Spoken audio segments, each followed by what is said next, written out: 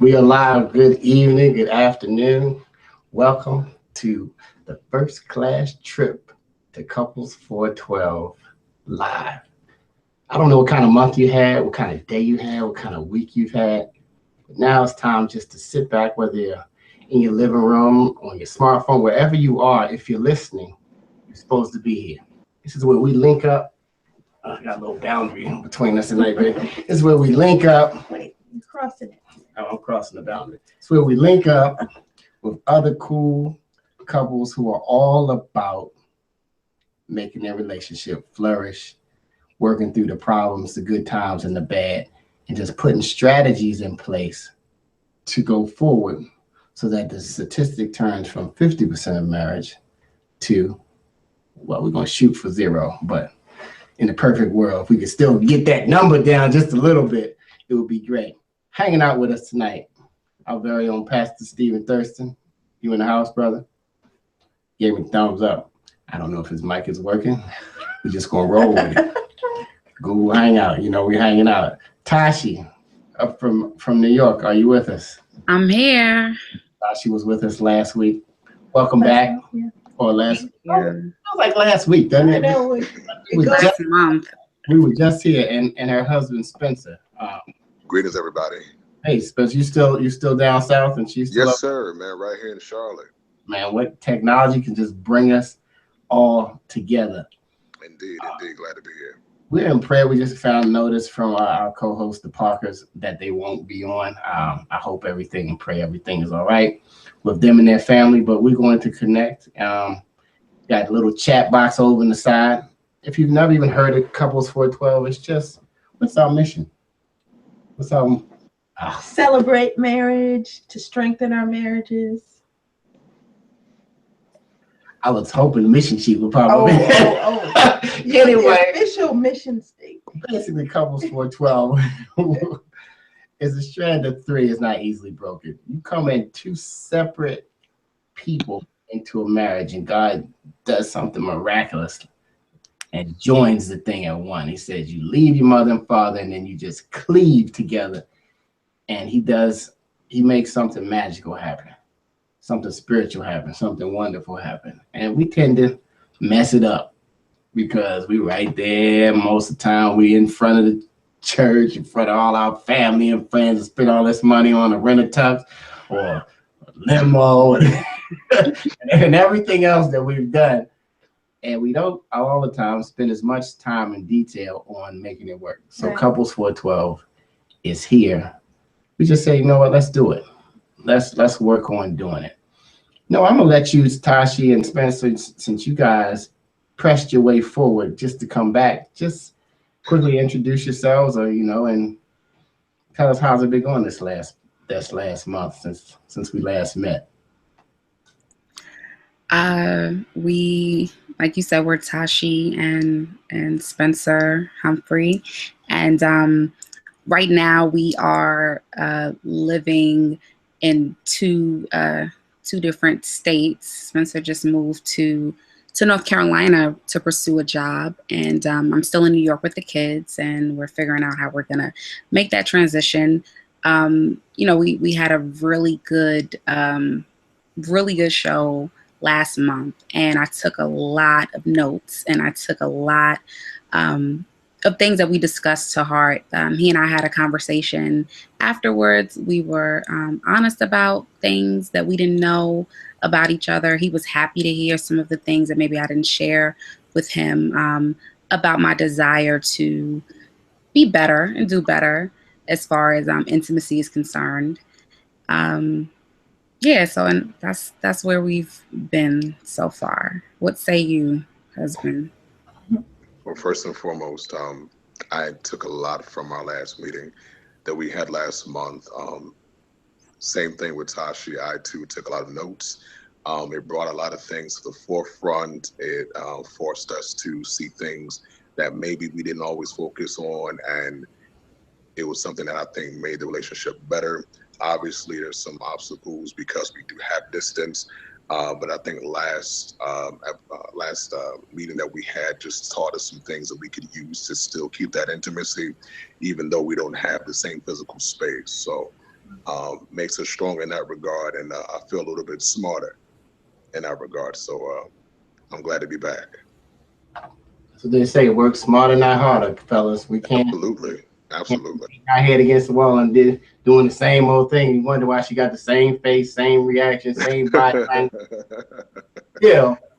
Who invented the doghouse? That's what I want to know. The doghouse. Nobody wants to be. If you just tuned in, this is Couples 412 live. We meet twice a month. You know, we press our way to make this. We'd like to meet once a week, but, you know, schedules permitting. We do once live in Atlanta, if you're ever in this area or if you're in the Atlanta area. And we have so many couple friends like Tasha and Spence and all the others have joined us over the months that just want to tune in and just hang out. Because, you know, typically one thing said makes you smarter, fellas. You know, one thing, and let's know, one thing that you hear and apply. I mean, something said just can be just floating off in the wind. But if you hear it and apply it, I'm gonna speak to the fellas because we gotta, you know, we're called to be the head of the household. We're called to cover our precious gift, and that's what we're supposed to do. I mean, we gotta look at it as a gift. And you ever give somebody a gift and they just be like, I got one of those. So when God gives us a gift, and when we just say, I got one of those, it's just like smack him in the face, like really? This is my daughter. This is my precious daughter. When I created her, the mold was broken. If you're looking at it right now, PDA moment for everybody. It's called a public digital display of affection. That's what's happening. This girl's got a birthday coming up. Couples, we ain't done nothing in a minute. If you're in the Atlanta area, not this Friday, but next Friday, we're gonna put it up on the website. We're gonna just have a party. You gotta get out and dance sometimes. Get a babysitter. Make 2 weeks. The 7th. All the information that's going to be our outing for next month. Dana's birthday party. All right. Anyway, Steven, you're going to have to just jump in early now. The Parker's out here. we're not going to start to teach you yet, but I guess we had something we wanted to share. Yeah. Couples412.com is all the information. Keeps you like us on Facebook. Don't you hate when they say like us on Facebook, Instagram? Okay, everything is right there. Just go to Couples412.com. What would you like to share, sweetheart? Since we're in the sharing boundary mode. Yes. Well, during our live session earlier this month, we shared that a boundary is merely like a property line. Remember, we were saying, and in the sense for a relationship, it's the beginning and the end of something. So this is what I'm comfortable doing or not doing. And so that was what we talked about in general about boundaries. But today we wanted to go over some other points. I mean, basically, our theme has been to create healthy boundaries. Right? Yes. I mean, because there's some that are not so healthy, and we kind of polled the group of couples that we deal with, and everybody was like, we can stay on boundaries for a minute. That's right. Matter of fact, we're going to be staying on it next month too, going on to something else. But you know, healthy boundaries have healthy consequences because we can teach people how to treat us. Right. Like I was saying, you know, how far we want to go with anything. So ladies, for some examples, have you ever friended an old flame on Facebook without telling your spouse? Dun, dun, dun. Friended. Fellas. Oh, have you? No. Friended? That's like, how have you ever unfriended a person who was already a friend? What you think about that, fella? Fellas. Blocking. Blocking, right. Deleting. Fellas, do you think it's okay to have close friends of the opposite sex? And ladies, if you had to choose between going out with your friends or staying home with your spouse, which one would you choose? Are these questions coming fast? They're coming furious? Where'd you get these questions from? Do you discuss the details about your marriage with your parents? Okay, so how you guys respond and answer to these questions can have a dramatic impact on your current or future relationship. Right, because we're not just dealing with married couples here. Right. We got people who seriously dating, Yes. thought they were seriously dating, been Yeah. to 3 counselings, and did a Hail Mary and a Michael Jackson moonwalk and thought it was all good. But what most people enter into marriage so excited, like we were talking about earlier, Yeah. about spending the rest of their life with the one they love. Can I just spend some time with you? What? What? Can I see you every morning You sure can. when I open my eyes? You can. Mm. But you know what? It gets a little complicated though. If one person wants to do something or think that they have the right to do something, but then the spouse is like, I don't think so. I don't share that same view. We're talking about boundaries Yes. because, different boundaries that we talk about. Pastor Stephen Thurston, if you were at the live session and you tuning in, he got right to it. I mean, he found all the toxins, well, I like the words used today, Steve, toxicities that were going. But most people think of boundaries in marriage as bondage. Yeah. In reality, they're not. They are, they're the key to keeping your marriage healthy. And that's what we're trying to create, healthy marriages. So what we're trying to say is that it should be thought of as like a four-way stop sign or a railroad crossing signal. So it's really put in place to keep us both from danger. Danger, Will Rogers. Danger. And you know what? If you know that, lost in space, you're really dating yourself. So it's not even Thursday, Throwback right. Thursday, is it? So we got some information from a therapist named Dr. Banks. We did? Yes. Okay. You see my face? We got some information. All right, I'm good with it. You could be supportive, without interfering with the couple as they learn how to make their relationship work. Sometimes just, let them make a mistake or two. Don't try to think you all of a sudden have a PhD like we say. We're not therapists, and we don't play one on TV. That's true. But we do play one sort of on the internet sometimes. Actually, we just provide a platform for all of us just to loosen up, open up, and if you just want to come on live, if you dying to, we had some people who were dying to get in last time. If you're looking at the chat room, Dan, why don't you put the link the link up so that any other couple who just wants to come on, they got something burning, they got some boundaries in their relationship or some boundaries with their in-laws that they dying to go. Man, how to manage the tension with the in-laws. Yeah. The goal is to create ground rules that will help you build a healthy relationship with your in-laws. Who wants to have a healthy relationship with your in-laws? You don't want to feel like, you don't, like uncomfortable at their house. Why'd you marry her? Over why did you marry him? Who's this guy? Who's this guy? But you really have to work as a team, and that could happen if you're dealing with in-laws or anyone else that is toxic around you. So you got to work together, and it's not just. I don't have to just think about what's best for me, but what's best for us, what's best for our relationship. So we have to ask ourselves, is friending that person or texting that person or talking with a toxic person or an old flame really worth the tension and creating your relationship? It's not, fella. Just start going like this. Delete, block, delete. Kevin has a new Facebook page. Wow. He has to start from 5,000 back to 1. What, if it works, if it's better to keep the happy home, to keep us in our first class flight seats here. Did we lose everybody? I don't know. Are we still there? Are we still live? Are we frozen? I can hear you guys. Can you hear me? I can. I don't know if we're frozen or if we're not frozen. Yeah, we can't see your video feed. Yeah, we can't. I can't see anything either. We can hear you. That's a dumb look too. If you just tuned in, it's thundering a little bit down here in the A where we're broadcasting live from. I don't know if the smart thing to do is refresh or not refresh, or I don't know. But let's keep it moving. Couples412.com. It looks like our screen is frozen. Let's see, Steven. Do you want me to put my screen up? Can you guys see Steven? Yes. We can see you. We can see everyone but you guys. Yeah. Okay. Perfect. Oh, we just saw you a glimpse. Oh, I'm moving in slow motion. I must have. You ever be on Comcast or Xfinity, you think you're on your regular Wi-Fi, and you look up and you're on that. I ain't even need to give them a plug. They're not even sponsoring me. Okay. To be with them, somebody else, and somebody else, right? That's going to happen. Steven, why don't you keep it moving? I'm going to see why I can't be Steven. All right, cool. I'll jump in. Again, guys, thanks so much for joining in with us tonight, Couples 412. If you weren't able to make the live session, I would challenge you to go to the website, couples412.com, and you'll be able to download a PDF of the handout that we provided.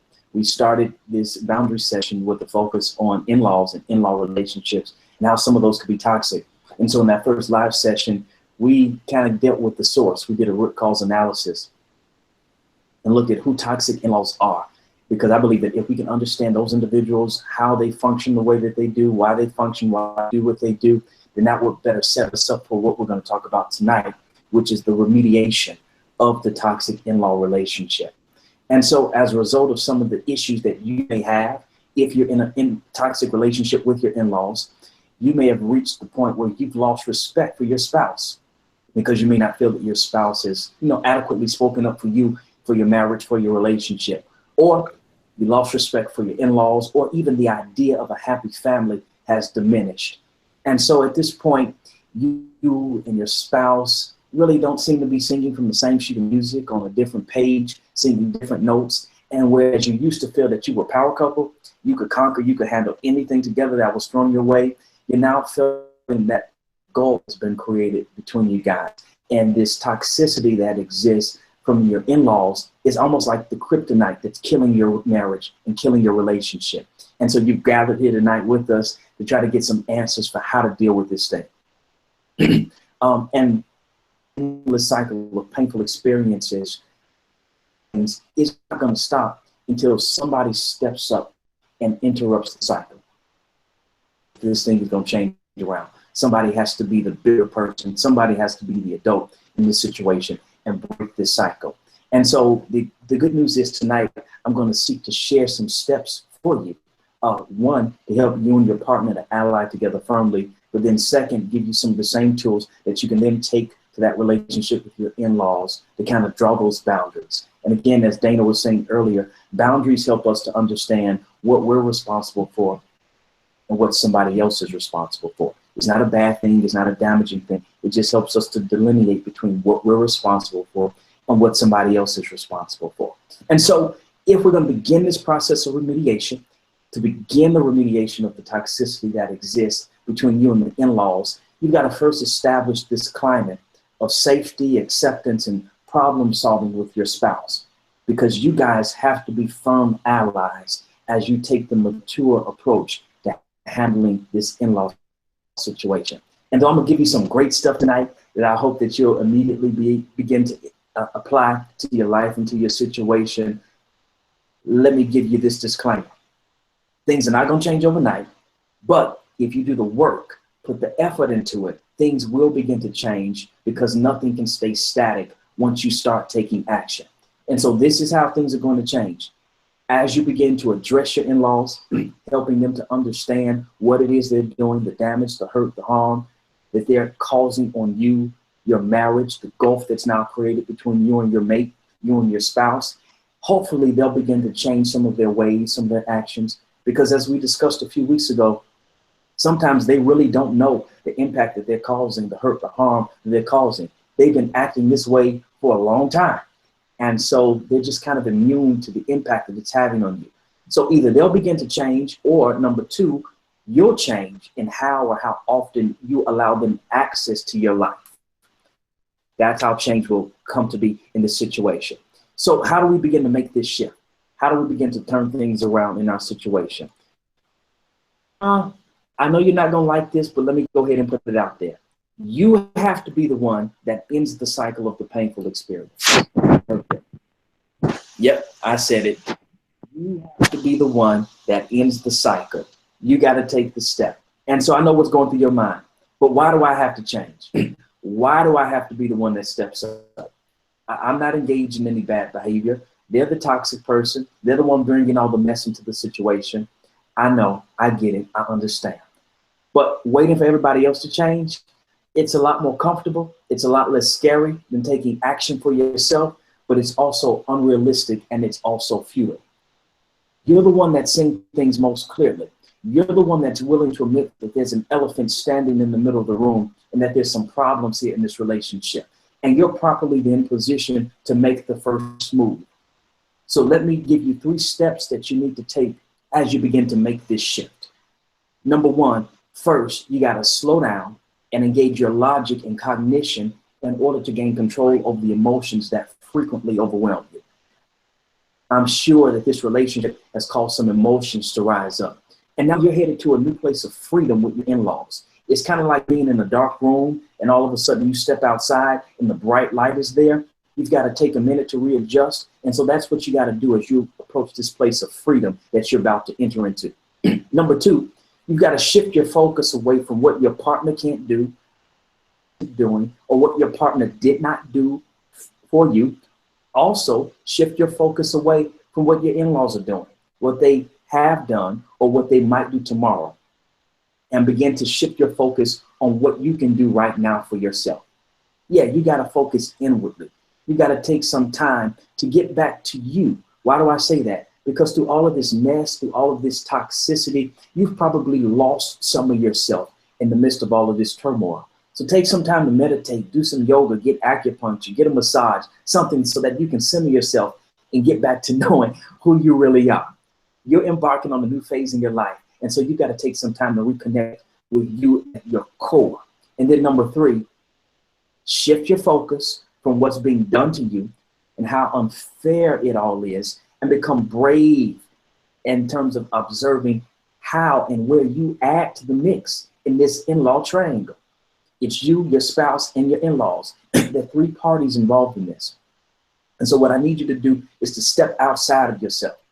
Step back, look at the situation from an objective perspective, and look at what you could have done differently. You got along, you tried to make peace. Sometimes you subjected your own morals, your standards, your values for the sake of creating peace. Did that fuel their ignorance? Did that add to the toxicity of the situation? So you got to look at how you played a role in this whole thing. That's how we begin to make the shift. Now we've got to set some boundaries. You got your mind right. You're ready to go. You're ready to walk into this new area of freedom in the relationship. Now we've got to set some boundaries. And there are three techniques that will help you to find appropriate ways to express and implement the rights that you possess as a person, as a partner. Yes, you have some rights. They have probably been violated throughout the course of this relationship, but you have rights as a person, you have rights as a partner, and you have rights as an in-law. So again, number one, we've got to set some boundaries. And again, your boundaries define the non-penetrable boundaries of your emotional, physical, and psychological limits. You have to begin to draw some lines in the sand to protect your household and your marriage. Again, boundaries help define what I'm responsible for, and they help you to understand, or the other person to understand, what they're responsible for. So number one, draw the line in the sand, create the boundaries. Number two, second step, make some clear position statements. Clear position statements. Position statements are going to help you because when they're stated clearly and unambiguously, position statements define what you are and what you aren't willing to accept, and what you are willing and what you are unwilling to do. And listen, this is difficult because here's the reality. Many of us are not accustomed to expressing ourselves in specific and self-defining ways. That's oftentimes not how we express ourselves. It's not specific and it's not self-defining. And so here's what you got to do. You have to say, I am willing to do this, or I am unwilling to do that. You got to be specific. And so I am willing to spend one holiday with you guys. I am unwilling to spend every holiday with that side of the family. And you got to define what you want, what you're willing to do, and what you're unwilling to do. Now, as you're making these very clear and specific position statements, remember, style is almost as important as substance if you want to not put the person on the defensive. And so with the approach that you take, you don't want to sound militant, but you want to be effective in what you say. And if the approach that you've tried in the past has been very harsh, very brash, very blunt and direct, what's the harm in trying something new? You've seen how far that's gotten you. How about trying something different this time? So adjust your style. Say clearly and specifically what you want, what you're willing and what you're unwilling to do. But again, style is very important. And then let me give you this final point about making these position statements. Position statements are most credible when they're short and specific. You don't want to find yourself in a position where you're giving long explanations and vague statements and generalizations, because they only dilute your effort and your effect. And so let me give you an example of what not to say in terms of a position statement. And then I'll follow up with, again, some more specifics of what you do want to say. So here's what not to say. I want to be happy, or I want us all to get along, and we have to work on the relationship. Nope, that ain't gonna work. That's not gonna get you nowhere. That's probably what you've tried to say before, and you see where it's gotten you. Let's flip the script and let's show you how to say those things in a more effective way. I am not willing to allow your parents to decide how we raise our children. Defined, straightforward position statement. It's short, to the point, makes it very clear what you're willing and unwilling to do and tolerate. Another one, my relationship with you is very important, but I am not willing to ignore my feelings and needs just to keep the peace. And so you've got to be specific and clear. Say, I'm not willing, or I am willing, or I'm unwilling.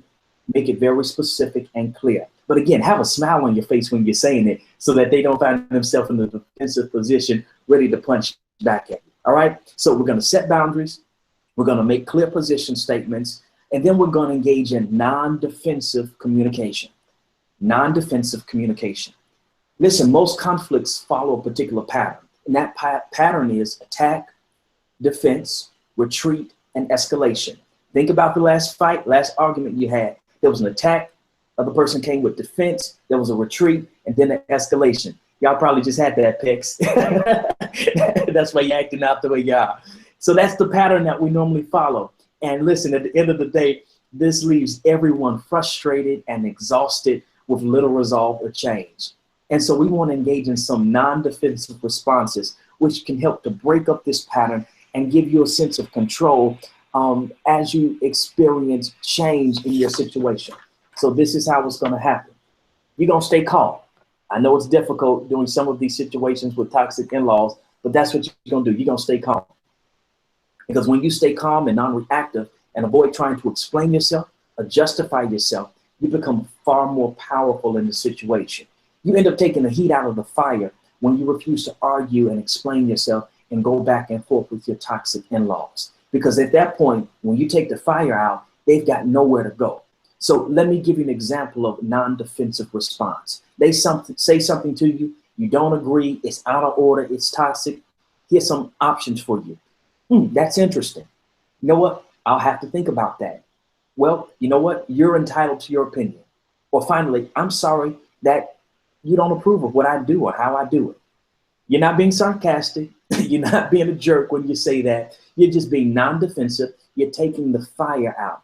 And that's how you want to engage them with some non-defensive responses. All right. Hopefully got it. Is it making sense to everybody? Thumbs up. Cool. All right. Good deal. All right. So the next step we have to take in this, another area where many couples struggle, is not finding their partner, their spouse, their boo as an ally. And it can become difficult because you got to remember, these are your spouse's parent or parents. They've grown up with this person. This person put them through school, paid their bills, got them out of trouble, got them out of jail, all kind of stuff. And so it can be difficult at times because that partner, that spouse, sometimes doesn't know what side of the fence to really be on and trying to make everybody happy. They try to walk the middle of the road. But here's how you have to approach your spouse. There's got to be a calm, quiet, non-threatening atmosphere that you want to create when it's time to bring up this conversation. But remember again, those crazy people that you want to talk about are their parents. And so don't start the conversation with, we got to talk. That tells anybody this about in trouble and I really want to avoid this conversation. So here's another way how you can engage your spouse when it's time to have this serious conversation about serious relationship issues. How about going it this way? Listen, is this a good time for us to chat about some family matters I'd love to have your input on, or I need your help with something that's been bothering me. Can we take some time out to sit and talk about it? Catch them when they're in a good place. You got to fill them out when they get home from work, because if they've gotten their butt kicked all day, they sure don't want to talk about this right now. So make sure it's a good time, it's a good space, the atmosphere is calm, quiet, and non-threatening. That's the best place to have serious relationship conversations. All right, so let me give you 4 points that will grant focus and clarity to what's been troubling you. Again, so often when we bring up serious stuff, we get all over the place and we end up losing our partner. So I want you to take these 4 points and go point by point when you address this with your partner in terms of making them an ally. Once you get this down pat and you got your partner as an ally, you can take these same 4 points and allow them to be the structure for how you have the conversation when you or you and your partner now confront your toxic in-laws. So number one, this is the structure. Number one, this is what they do. And so in this area, you're simply describing from your point of view the behavior that your in-laws engage in that most needs to be dealt with. So again, don't run through a whole laundry list of complaints. Stick to the core issues and be as specific as possible. You want to keep the complaints short and avoid generalizations. So for example, listen, your dad is sexually aggressive towards me and with me. Or your parents demand too much of our time. It's short, it's specific. It's not a laundry list. And so number one, state what they do. Number two, this is how it makes me feel.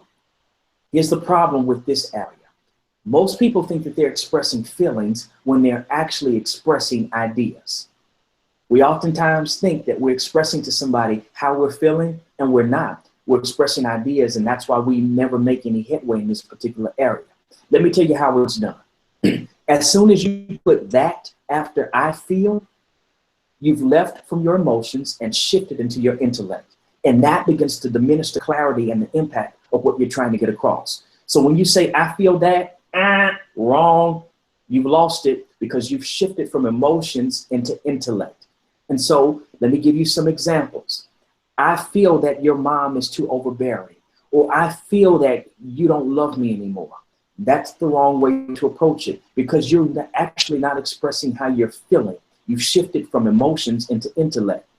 Let me flip the script and show you how to say it differently. Take the that out. We've got some wonderful things about our relationship, but the situation with your parents is creating me, it's causing me to feel. And so you do it that way. Or when your mom puts me down, it makes me feel ... Or when you don't pay attention to what I want, it makes me feel. You eliminate the that, you put the statement out there and you state it makes me feel, and then you follow feel with how it actually makes you feel. That way you stay with your emotions and you express to the individual how their action is now making you feel. So number one, this is what they do.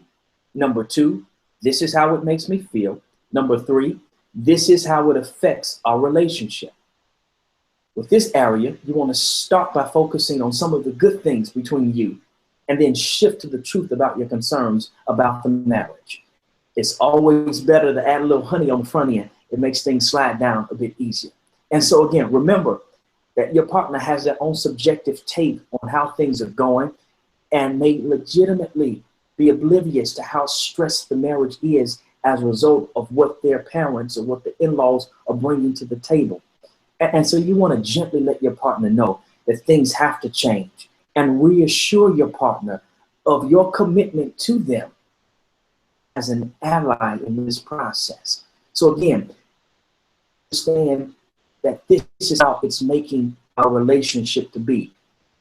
Totally oblivious. They may not see it. You've held it in for so long. You played the get along, the go along. You've worn the facade on your face. And they may actually think that you're happy, you're cool with how things progress. You got to let them know in a soft and gentle way, I'm not happy.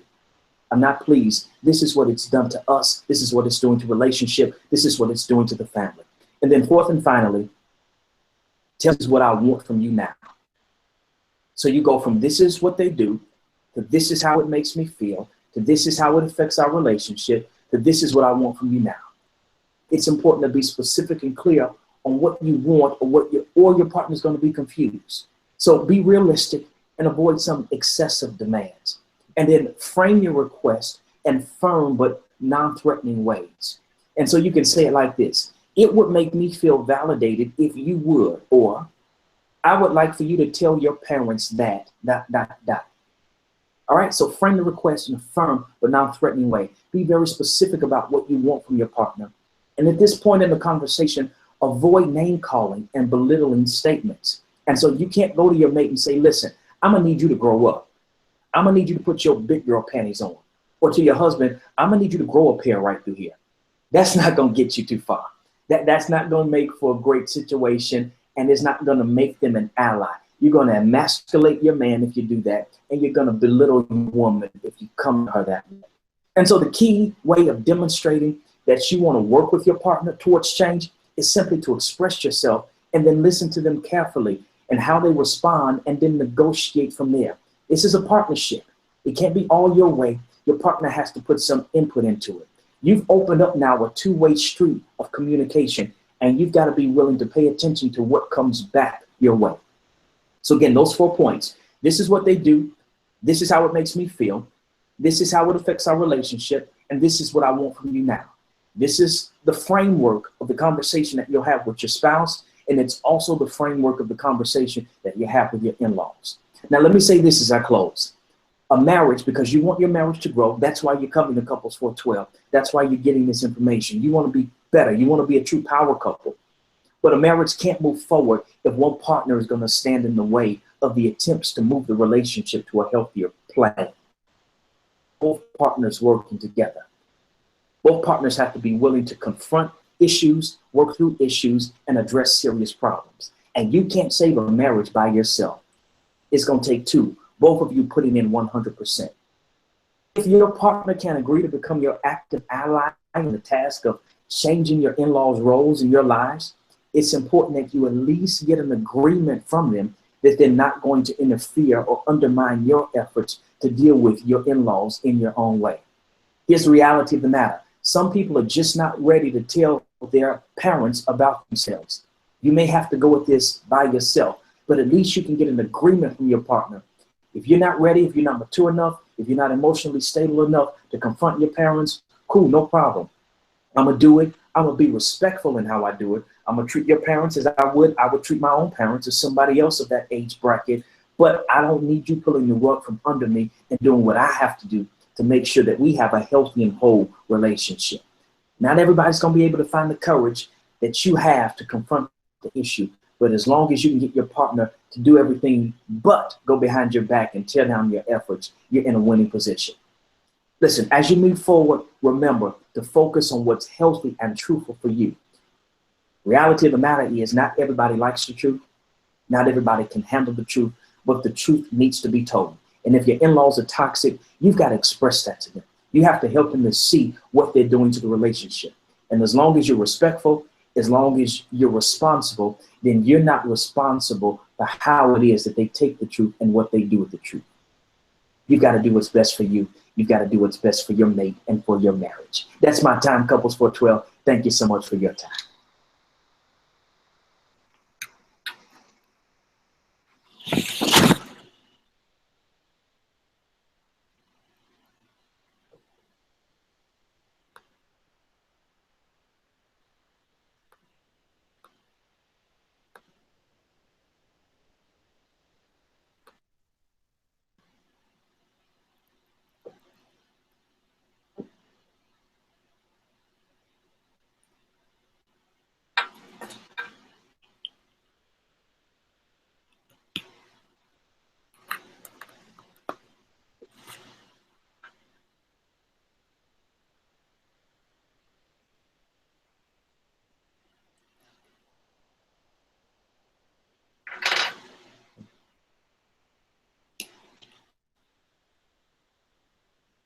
I hear you.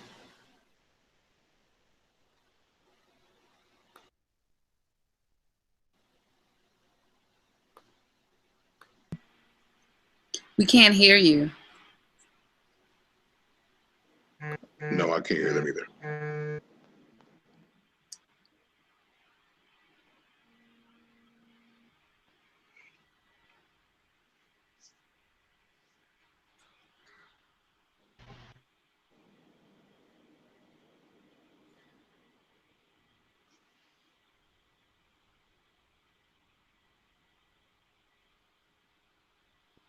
We see you talking, but we still can't hear you.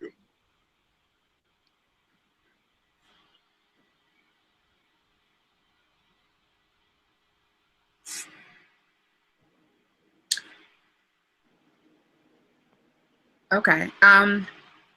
Well, I actually spoke to my mother-in-law the first day I met Spencer.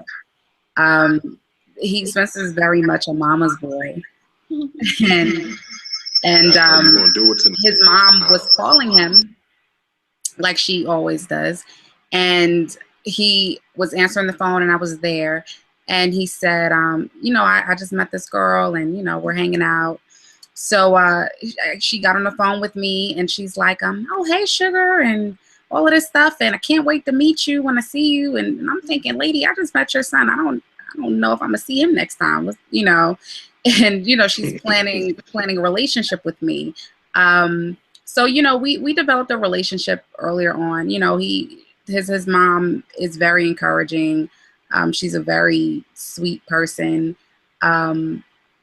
We had, his mom is very non-confrontational, and there were things that maybe she wasn't happy about that she would speak to Spencer about it. And I would come to her and I would say, well, if I'm your daughter too, and you always tell me you love me as much as you love Spencer, and I'm your daughter and all of this stuff, if you have an issue with me, come and talk to me. I'm not rude, I'm not disrespectful. And to this day, she still won't. If she has an issue, she's gonna go and talk to Spencer. But we had one thing in particular, which is when our oldest child was a baby, and I nursed her. His parents didn't understand why I was nursing her for so long. They didn't get it. It didn't make sense to them. They had a problem with it. And so they would bring those concerns to Spencer. And, that became an issue because they thought that what I was supplying for her wasn't sufficient. And I'm thinking, I'm her mother. I know what's best. I know what the doctors are telling me. And just because you chose not to nourish your child in that way doesn't mean that what I'm doing is wrong. So Spencer really had my back when it came to that. And I was surprised. He said, we got this. This is our child. If we need any advice or help or whatever, we'll come to you all. We'll respect your opinion. But don't try to make Tashi feel bad with her efforts in making sure that she sticks to something that's, quite challenging sometimes, which is being an avid, breastfeeder. So that was one issue that we dealt with. And like I said, Spencer really had my back, and he let them know what their place was. So I was grateful to him for that. Is our microphone? Yeah, we hear the feedback. Hear the feedback. I'm not sure what the question was because I didn't hear the question. But how did you establish a relationship with the in-laws? Okay. Well, first of all, I'm not a mama's boy. I just love my mom. But anyway, nonetheless, I met Tashi's mother. Time was Christmas of 2007. You don't have to tell people's age. Just go ahead. No, I'm just saying how long ago. It was just because what happened was it was one of the first time. I'd never been in New York before. So that's where Tasha's originally from. We just started dating about 2 months prior to that. So everything was brand new and all of that, and feeling nice and good. So it was an opportunity to go home and visit her folks as well and experience New York. So at any rate, I met her mom, and her mom was very, very nice and very cool and very inviting. Like I said, this is a guy she's never met before. This boy, her daughter's bringing to New York to meet her, and yet she was still, embracing in open arms and let me stay and didn't put me outside. So that was cool, right? It was cold anyway, so that'd have been, kind of cool to do. But nonetheless, she was very nice. So, and she's always been that way. She never really, to me, and this is just me, I believe that she had a healthy understanding of the boundaries and when to, interject or, when to intervene and when not, especially when we had our first child. She was very in place, kind of like an advocate, kind of like a lifeline for either one of us, for Tashi and for me. Yeah, I never felt like it was something that I had to, go against in order to get her approval, in order to get her on my side. She embraced me as her son, so I felt like it was like a motherly instinct immediately. Not really big confrontation with mama, so she understood it very well, and it made it very easy for me to be a son-in-law and a good husband.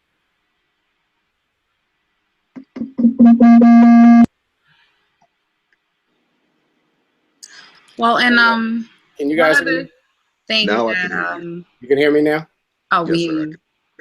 Man, you know what? The enemy, I'm like, what's up? I mean, we rolling right along. We getting into the nitty gritty. We gonna get to, you know, like put the gloves on, you know, in New York and in North Carolina. That's just healthy banter. It's gonna make the love making so much greater when y'all see each other. Now that you didn't do that stick in the sand. He said, did you see his boundary? He said, boom, he put it in the sand, said, I'm not a mama's boy. So that was his boundary. That he went on to say, and he said, I love my mother. To the point, right? Right to it. Absolutely. You know, sometimes, fellas, we can take that and we can be like, say what? And then that's not, and that can escalate. That shows your growth, Spencer. You know what I mean? Thank you, sir. You know what I mean? That could escalate just if your wife can call you. I mean, you ever have your girl call you, not that you've done it, honey, a punk? You know, that's just it. That's like, you acting just like a punk. Oh, and then you like, you can't beat them talking. So what's your boundary? What's your position statement at that point? I don't know if you couldn't hear us when we came back in. But basically, I was just saying that this is couples412.com if you just tuned in. We're live. Yes. The website has all the information, the notes. We meet twice a month, once live and once in person. And we've been talking about boundaries, and we decide usually we have one topic a month and we're able to just cover it the whole time. But this month, boundaries just pushes us far beyond in all places. And we've just been talking about in-laws. We haven't gotten into, you know, our boys, their girlfriends, you know what I mean? We posed some questions earlier, like, should you delete everybody that you dated in the past or whatever? Is that going to, can that toxicity, like Pastor Thurston said, creep into your relationship and just cause you some anguish that you don't need? Oh, you're not my friend no more? No, you blocked. You know, you don't even have to have an explanation. Your boundary is, I'm married, okay? And that's it. This is my number one relationship right here. This is my girl right here. We're married, and that's what it is. If it's hard for you to understand, I'm sorry. That's the boundary that we chose as a team, and we're gonna roll with it. So I don't know if you guys are here for those questions. I'm glad that you can hear us again. I'm like, every week, it's like you start doing something for couples, you put God in it, it's like, it's gonna be some resistance. But if you pressed your way, whether you're watching it live or if you're watching it at the time that was convenient for you, you pressed your way. So I don't know what the question was. Tasha, I know I didn't mean to cut you off, but I can give you the mic back and you can. Well, first, I want to give a shout out to our listeners. We got a message from Ebony Green, okay. and she's loving the live stream, says it's awesome. And Pastor Thurston, she wanted to know, do you offer any relationship counseling? So that might be a question that other people may have. Now we can't hear you. I can't hear you. Oh, man. See, what's going on? All right. He's saying, hold on. Let me see if I can hear him. He's saying, I do offer it. And if you email couples412 gmail.com. at gmail.com. And we also have other resources on our website. So check out the resource page on our website. But to access that, you're going to have to be a member so we can get your email address. Yes. How did you get frozen? I started reading what Stephen said. Can you get me here? Tasha, what part of New York you from? Queens. Queens. You been watching The Get Down? I have not yet, but I am. I will. Awesome show. Yes. It is. It takes you back. I was just trying to throw something else in the air that could be fun. You know what I mean? Like some break dancing. So, you know, something that just takes you away. I mean, you know, you guys can even watch stuff together online, I guess. We do. We watch Power together. Oh, okay. Yes, Lord. Okay. So Stephen will provide relationship counseling, and you can reach him at faithunder40@gmail.com. The text part is still working. Steve, what I did is I changed mics and then changed back to the other mic, the internal mic of the computer, and it came back on. You know, we're fighting through technology. Just think about it. Just not too long ago, we couldn't do this. Yeah. We couldn't just sit here and chat all over the world and just have a conversation and just talk about some strategies to make our relationship better. Man, the time just goes. I'd like to say something really quick. Spencer, you can take as much time as you want, brother. Go ahead. I wanted to give Tashi a shout out because I learned something from her while we're talking about boundaries that I wasn't always cognizant of before.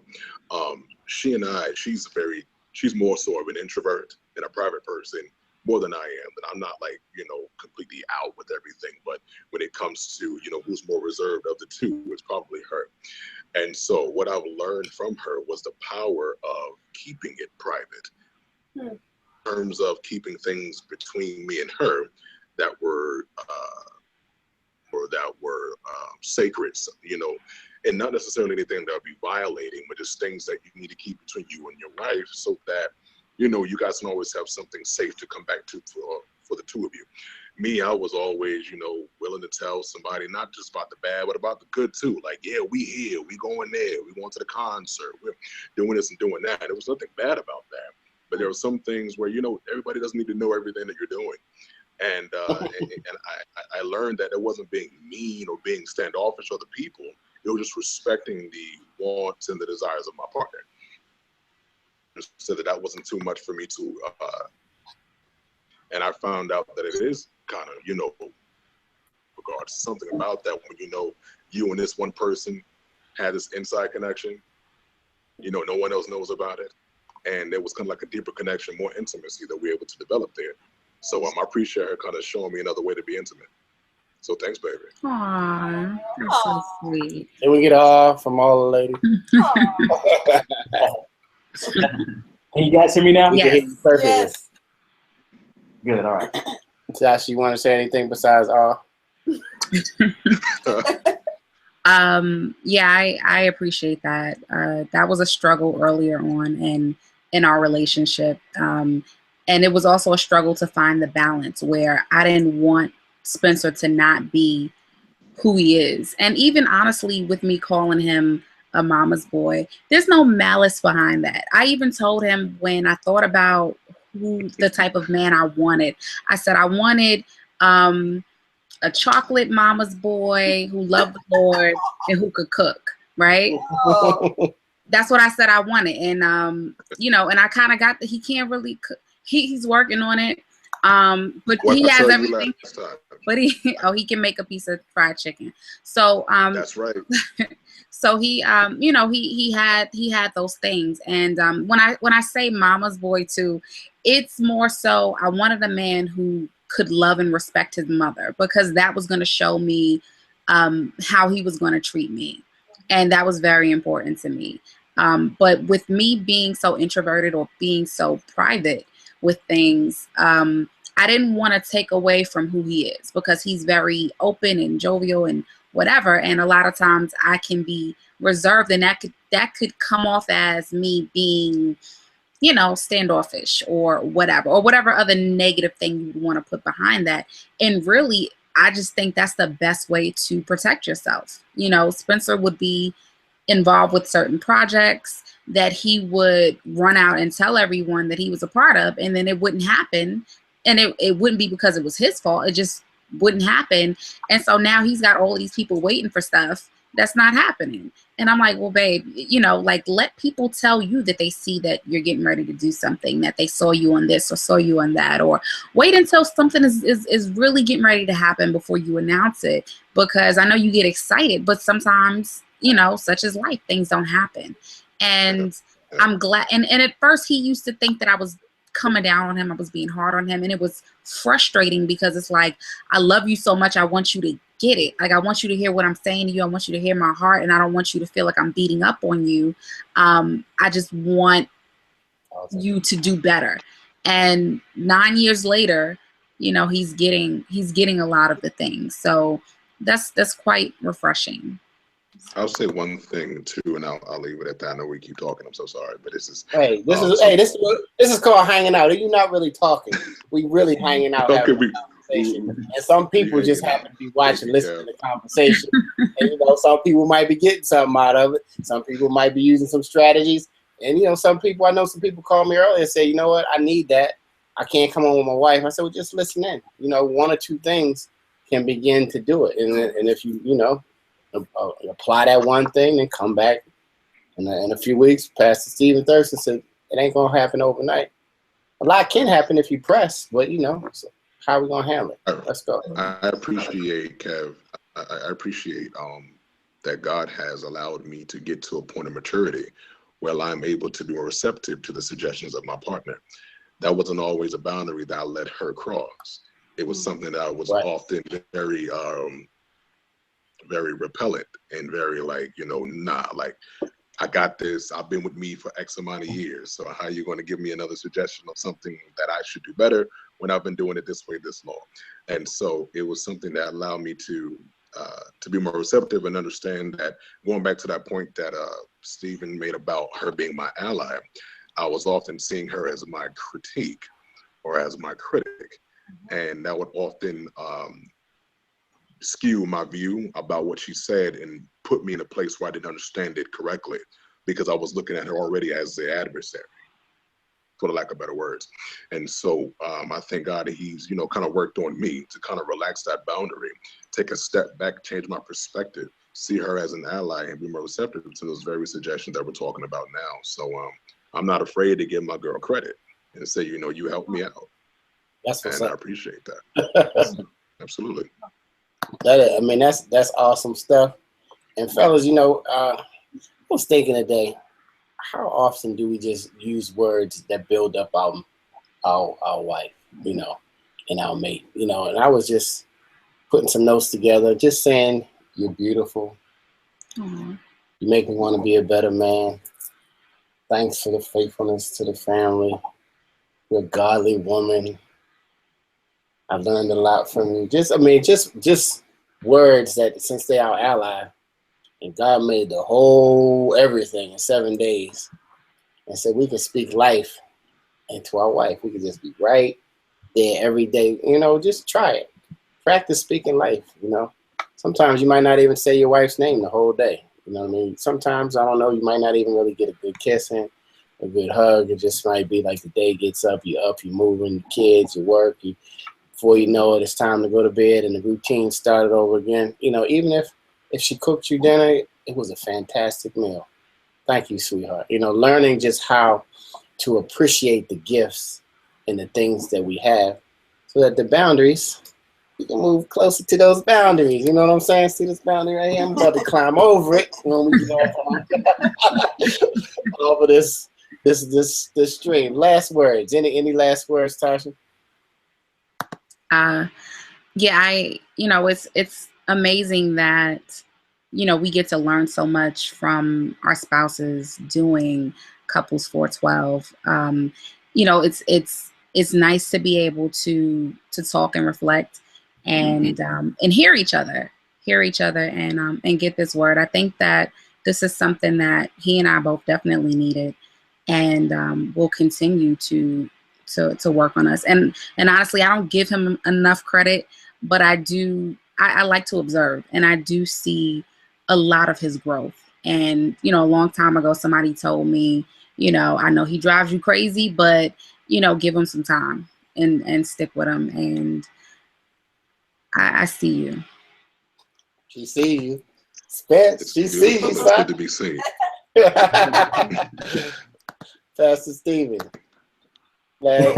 any last words? Sure. We're gonna open counseling office though first, okay? Say that again. With a lot of requests, we got to get an office built for your couch. A nice comfy couch. So for those that want to reach me, you can reach me on Instagram at Stephen J. Thurston. On Facebook at Stephen Thurston. Shoot me a DM or IM, whatever all these M's is.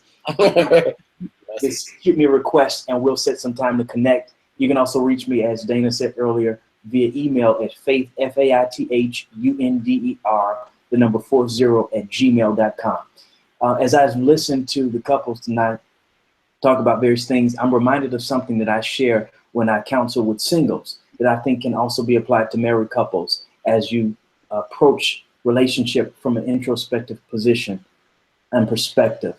I challenge the singles to do the females to give themselves a girlfriend grade at the end of every week, and the guys to give themselves a boyfriend grade.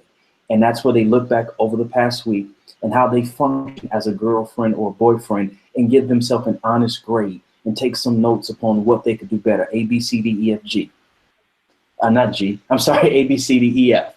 And so married couples could do the same thing as it relates to your spouse. Look back over the past week. How have I been as a husband?